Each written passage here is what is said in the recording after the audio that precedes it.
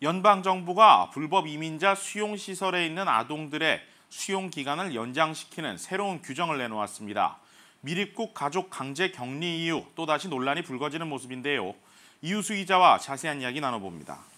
자, 이유수 기자, 연방정부가 내놓은 새로운 규정, 구체적으로 무엇입니까? 네, 연방정부 산하의 국토안보부는 이민자 수용시설에 잡혀있는 부모와 아동들의 구금 기간을 현재보다 늘리겠다는 계획을 갖고 있습니다. 예, 이 구금 기간은 저희가 미입국 가족 격리에 대한 논란을 보도하면서 언급한 바가 있는 내용이죠. 네, 그렇습니다. 지난 1997년에 발표된 플로리스 합의에 대한 규정을 고치겠다는 건데요. 네. 플로리스 합의는 단독으로 국경을 넘다가 체포된 미성년의 아동을 20일 이상 구금할 수 없도록 규정하고 있습니다. 네. 따라서 구금된 지 20일이 경과된 미입국 아동들은 석방 후 부모나 친척 등 보호자한테 인계한 뒤에 이민 법정에 세우게 되는데요.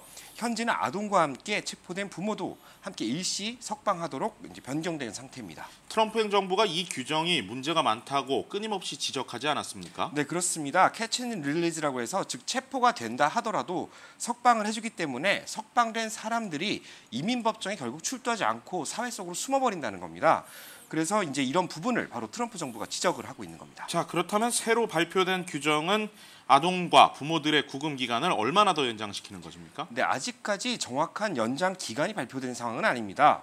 관련 법적 절차가 진행되는 기간 동안만이라고 설명을 했는데 이는 이민 재판이 진행되는 만큼 구금 기간 역시 연장될 수 있다는 것으로 저희가 풀이할 수 있겠습니다. 예, 규정 이외에 트럼프 행정부가 이미 이 아동들의 수용 기간을 연장해달라 이렇게 법원에 요청하지 않았습니까? 네, 앞서 연방 법무부는 플로리스 합의 집행을 담당하는 캘리포니아주 연방 법원에 관련 절차가 진행되는 기간 동안은 불법 이민자 가족을 풀어주지 않고 수용시설에 계속 구금할 수 있도록 해달라고 요청을 했었습니다.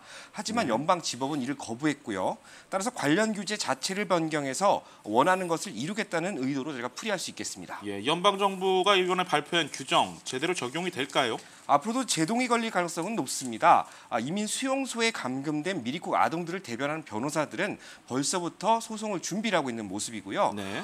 또한 11월 6일까지 이제 의견 수렴 절차까지도 거쳐야 하는 상황입니다. 네, 미입국 자녀의 가족 재결합 시간을 늦추고 통제 역시 지금보다 더 강화하겠다라는 의도로 보이는데 반대가 만만치 않을 것 같습니다. 이유수 기자였습니다.